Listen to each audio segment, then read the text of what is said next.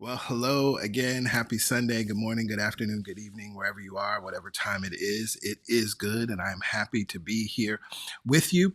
Of course, we have some wonderful things to share and to discuss today. But before we do, I would love for you to join me in this centering prayer. If you could just repeat after me as we allow this to ground ourselves to move a little deeper. I welcome the Spirit of truth into my mind and let it grow in my heart. Thank you, God, in me, through me, and as me. Amen. Ashe. And so it is. Well, first, I love always to review where we began last week so we can move forward. And we started last week with the message, Who controls your imagination? I started by talking about understanding that there's this misinformation about the Bible that fear not appears 365 times in the Bible. It actually doesn't. However, fear not does appear in the Christmas story. We hear the angels say, fear not to Joseph. We hear the angels say, fear not to Mary. And we hear the angels say, fear not to the shepherds. So that idea of fear not is actually very appropriate to the time that we're in as we're looking at this story, the Christmas story, the birth of the Christ. And as I shared in that sermon, the Christ, as Neville Goddard teaches us, is our imagination. It is the imaging factor and faculty within us. And so, as I said last week, I asked the question, are you walking into 2025 with fear or without fear? And recognizing that we are celebrating the birth of the Christ, we must recognize this power and presence that's within us, and we must use the power of our imagination. We must see ourselves thriving in 2025. We must see ourselves serving and supporting the least of these in 2025. We must see ourselves protecting those whom we are able to protect in 2025. If you are not putting your intentional imagination and using the creative factor of God in you to see it before you see it, when the moment comes, you may not be able to meet it. If you missed that sermon, please go back. It's a wonderful text, wonderful sermon, and you can join us in today's sermon, Philippians 4 moment. And so I'd like to begin with asking you 3 questions. And if you're taking notes, you can write down the questions or just write down your answer, either a yes, no, or maybe. Question 1, do you know who you are? Yes, no, or maybe. And if you even want to type it in the comments, you can type it in the comments as well. All good. Do you know who you are? Yes, no, maybe. Do you understand the divine creative process? Yes, no, maybe. And finally, the third question. Do you know where your treasure is? Yes, no, or maybe. I'll give you the questions again. 1, do you know who you are? Yes, no, or maybe. Question 2, do you understand the divine creative process? Yes, no, or maybe. And question 3, do you know where your treasure is? Yes, no, or maybe. Walking confidently into the unknown requires an inner knowing. It's the inner knowing that we just heard in the song, I will trust you. Walking confidently into the unknown requires you to know who you are. Walking confidently into the unknown requires you to understand the divine creative process. And walking confidently into the unknown requires you to know where your treasure is. Now, last week in the closing of the sermon, I said that we are in what I consider a Philippians 4 moment. And I was referring to one of the most misused scriptures in the Bible. I don't know if even that's possible, but I believe it is. Definitely out of the Second Testament. It's one of the most misused and misunderstood scriptures in the text. So let's look at the text first. Philippians 4, verses 10 through 14. This is the Philippians 4 moment that I'm referring to. And of course, I'm reading from the New Revised Standard Version. Paul writes in this letter, I rejoice in the Lord greatly that now at last you have revived your concern for me. Indeed, you were concerned for me, but had no opportunity to show it. Not that I'm referring to being in need, for I have learned to be content with whatever I have. I know what it is to have little, and I know what it is to have plenty. In any and all circumstances, I have learned the secret of being well fed and of going hungry, of having plenty and of being in need. I can do all things through the one who strengthens me. Now, I'm sure most of us are more familiar with that last verse, the King James Version. I can do all things through Christ who strengtheneth me. And this is a verse, I see that hardly a day goes by that I don't see it on social media in somebody's bio, Philippians 4:13, right?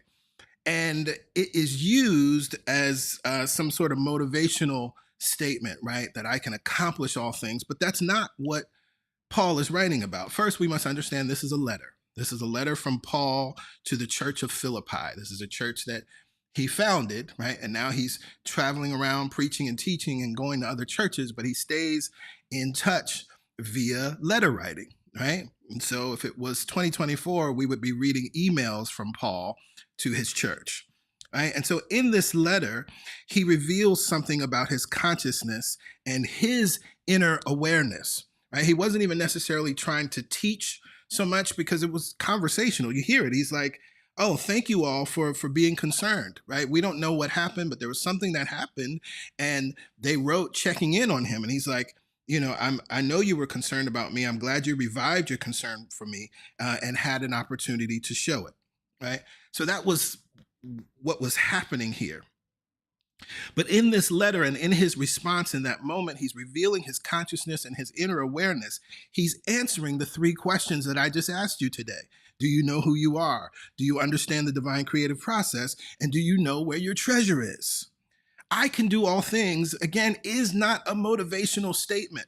I can't say this enough. You can share this far and wide. It is not a motivational statement. People, you know, I see people that graduate and they got Philippians 4 on their graduation caps, or you know, people have I can do all things posted on their vision boards and posted around so they can see it to keep them inspired and motivated.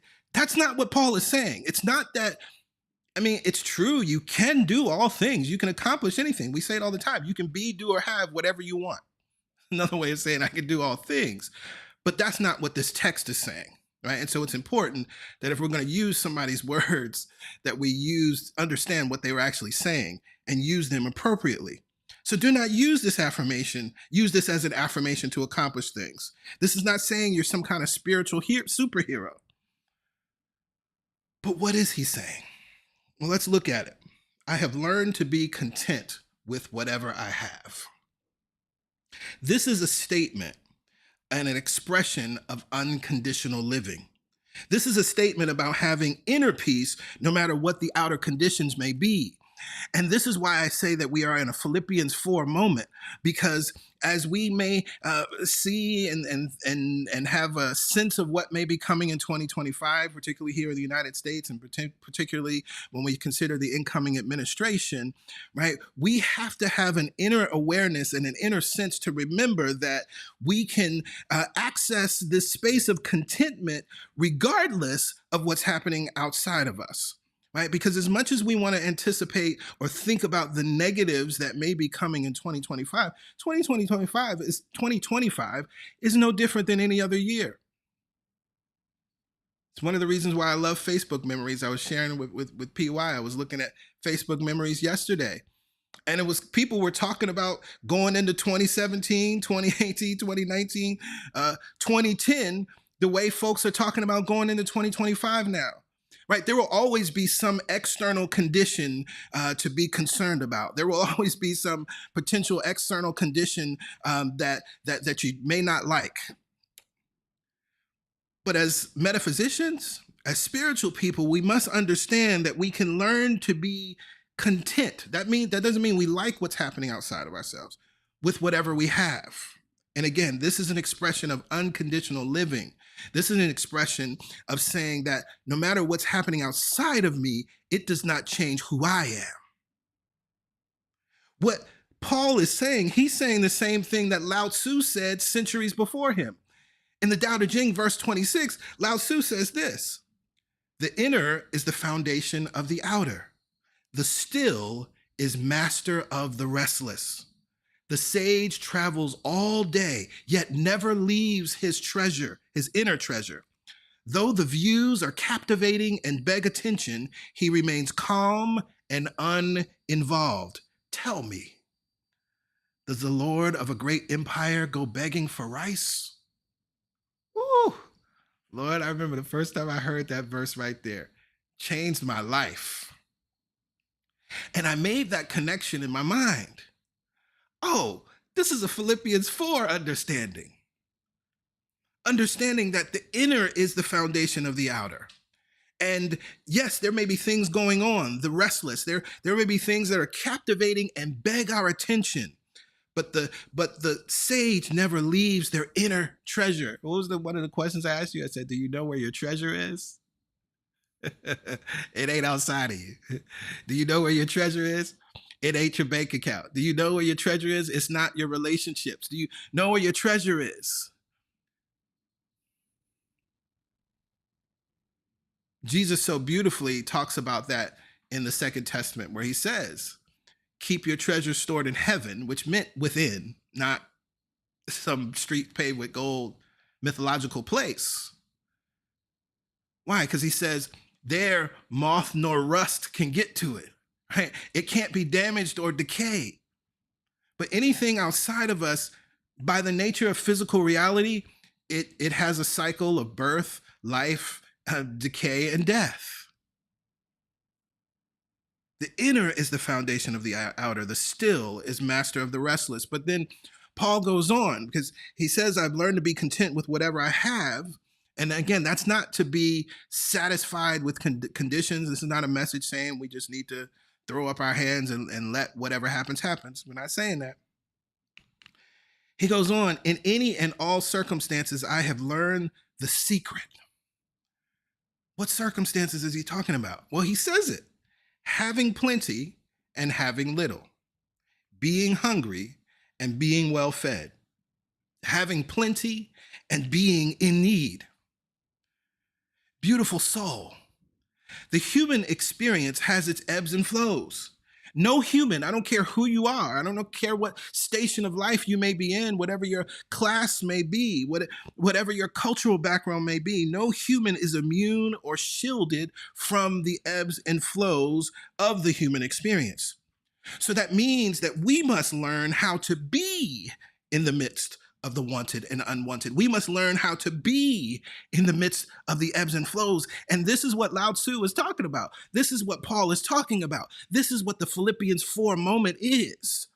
Yes, we have a clear sense of what's going on and what's going to come. And one of the other things that's interesting when we look at the news reports lately, and particularly just thinking about this incoming administration, right? And it parallels the previous, the 45 term, right, when he was in office, because it's like a lot of stuff just coming up all at once, right? Every day we're hearing new foolishness and new foolishness and new foolishness, and a new clown nominated to be in the cabinet and another clown. And what can begin to happen if you do not have this inner sense of stillness. And again, this contentment that Paul is talking about, stillness is a wonderful word to think about, right? That this inner sense of I am well, all is well, this inner sense of inner security, right? This inner sense of connectedness to the power and the presence of God within you, this inner sense of the one, connection to the one that strengthens you.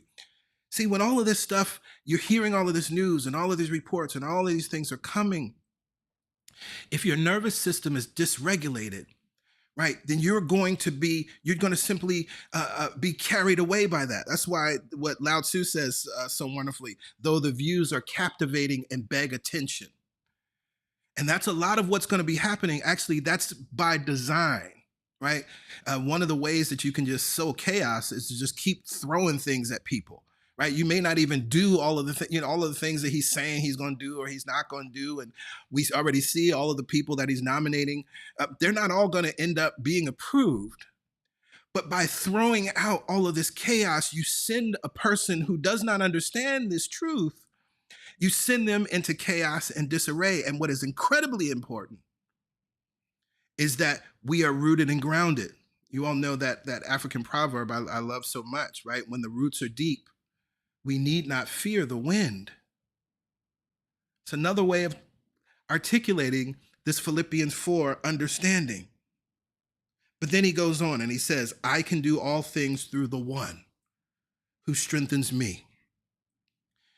And that translation, I translate that word, the one, or I translate it to the one in this specific way, because when we look at the Greek word Christos, which would then be translated to Christ, is not present there in the Greek text that we have. And so what many translators have done is they've taken contextual clues. And so often what we see is because in the mind of Paul, the Christ was masculine, and particularly because his connection and thought of the Christ is to Jesus of Nazareth. Many times we'll read translations that say, to him who strengthens me. And of course, in the King James Version, we read Christ. But again, it's important to understand that Christos is not there in the text. So I think that's somewhat of a leap to use Christ. And I love the idea of using the one because it speaks to the universality of this presence and power that we're talking about. The name actually matters not. You don't have to be Christian to understand the reality that you can do all things through this power and presence that strengthens you. You don't have to have any specific faith tradition that you claim to claim this spiritual truth and this spiritual reality. This is why I wanted to take you to Lao Tzu to understand that this is a centuries old understanding. It's a spiritual truth, and it's not just a mystical truth. It's a foundational spiritual understanding that we all must come into an awareness of. One of the beautiful things about the Tao Te Ching, Lao Tzu wrote that from that understanding. He was asked, if you could just write a short text, ideas, thoughts that of the greatest wisdom that we all need to know and understand. And this is what the verses of the Tao Te Ching are. So we recognize what this is really all about.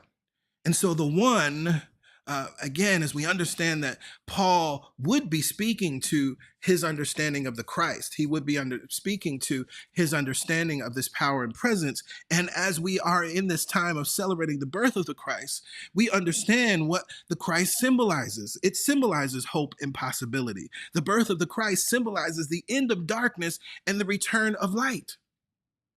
And that return of light, when it begins on December 25th, it will be subtle. It will be imperceptible to the human eye, but the days will begin to get longer. The birth of the Christ is the start of winter, but the start of winter is also the signal that spring is coming in just a few months. The Christ in you is your center of power. The Christ in you is your creative center. The Christ in you is your inner fire. And we talked about this last week, that the Christ is reflected and represents the solar plexus when we look at the chakra system. And it's interesting when we think about the chakra system, and particularly the root chakra and the solar plexus. So often the root chakra is talked about in a negative way. There's nothing negative about any of the chakras, right? And people kind of think of root chakra, they'll synonymize it as low vibration. But I want you to think of a campfire.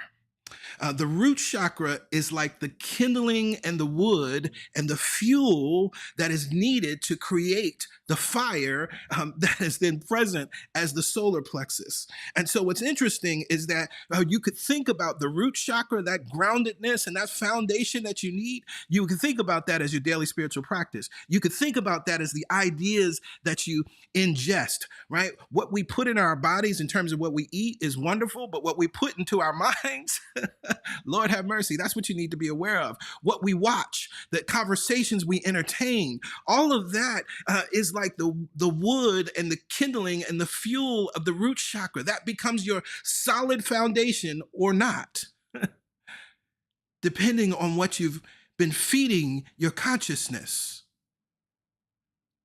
And when you've been feeding your consciousness that which is beneficial, when you've been feeding your consciousness that which is constructive, when you've been feeding your consciousness that which is good, that which is pure, that which is supporting the desires and intentions of your life, then you have something that can burn, and you have this eternal flame, you have this fire. Because once you have the fire, then of course you can keep warm. Once you have the fire, you can cook. Once you have the fire, you can boil water. Once you have the fire, you can sterilize things. And so this understanding, this contentment, this secret that Paul talks about, he can't write about that unless he spent some time developing that inner understanding, that inner awareness, that inner consciousness. Lao Tzu couldn't write about this way. The sage travels all day, yet never leaves their inner treasure. And the sage is not a special person. You are a sage. You are the sage. It's just like when I refer to you and I call you metaphysicians, I'm speaking to the truth of who and what you are. The metaphysician travels all day, yet never leaves her inner treasure. Though the views are captivating and beg attention, though there's all kind of foolishness on the news, though there's all kind of warnings, though there's all kind of stuff you may have never even seen or heard before, she remains calm and uninvolved. And again, let's hear this, right? Because this uninvolved is not about, I don't care what's happening in the world. It's, I'm not going to be pulled into the chaos that you're sowing. And I'm going to operate, choose, create, act from this inner peace that is within me. I am going to listen to the voice of love, and love will tell me how to respond. I ain't reacting. I'm going to listen to the voice of love, and love is going to tell me what to do and when to speak and how to speak. And it's going to be much more effective than if you did get involved in that way. There is a strengthening power within you that enables you to walk confidently into the wanted and unwanted, into certainty and uncertainty. Walking into 2025 is a Philippians 4 moment. Walking into 2025 requires a Philippians 4 understanding. Walking confidently into the unknown requires an inner knowing, requires you to know who you are, requires you to understand this divine creative process, and requires you to know where your treasure is. And this is not simply a biblical understanding, because although I call this a Philippians 4 moment, it's a letter that a minister wrote to his people. As I said earlier, it would be an email if it was in 2024. But yet in that message, Paul is revealing something about his own consciousness, and we can take that and apply it to our very own. This is a universal spiritual truth. Lao Tzu reminds us, do you know who you are? Lao Tzu reminds you that you're a lord of a great empire. Lords of great empires don't go begging for rice. They know what they have. They live in a consciousness of abundance. They live in a consciousness of support. They live in a consciousness of knowing that there is something within them that strengthens them and enables them to move through the wanted, unwanted, certain or uncertain. Lao Tzu reminds us we must learn to travel all day, yet never leave our inner treasure.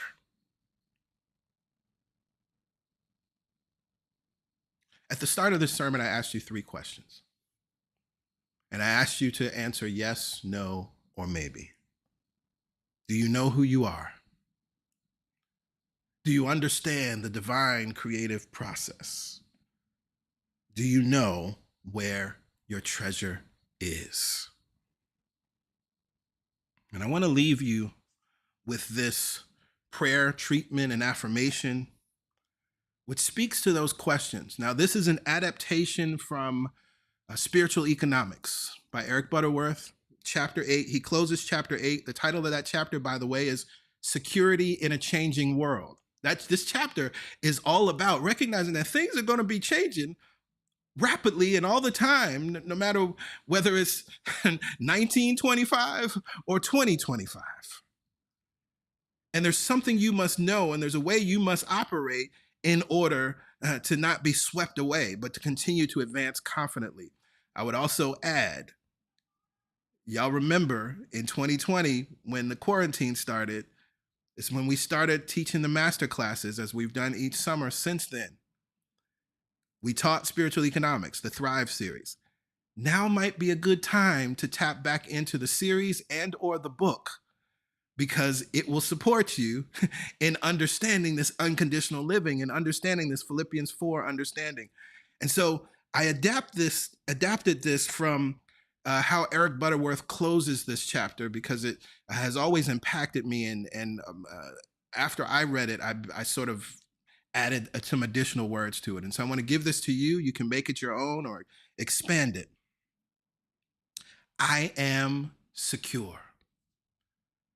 I am secure, for I know who I am. I am a holy child of God. I am free of all limits. I am safe and secure and whole. I am free to love. I am free to forgive. I am free to save the world. I am secure in all I do, for I know my oneness with the divine process. I know my oneness with the energy that creates worlds. I am secure in all that I have, for I know that my treasure is in my mind, in my thoughts, in my vibration, not in my things. I live this life from day to day, knowing that God's supportive substance is as endless, exhaustless, and dependable as the air that I am breathing right here and right now. This is how you walk confidently into uncertainty. This is how you walk confidently into miracles and answered prayers. This is how you walk confidently into the wanted and the unwanted. This is the knowing that Paul wrote about in his letter. This is the knowing that Lao Tzu wrote about in the Tao Te Ching. This is the knowing that you must integrate and embody as you prepare to advance confidently into 2025. For this truth, I am so very grateful. And to this truth, we say, Amen, Ashe. And so it is.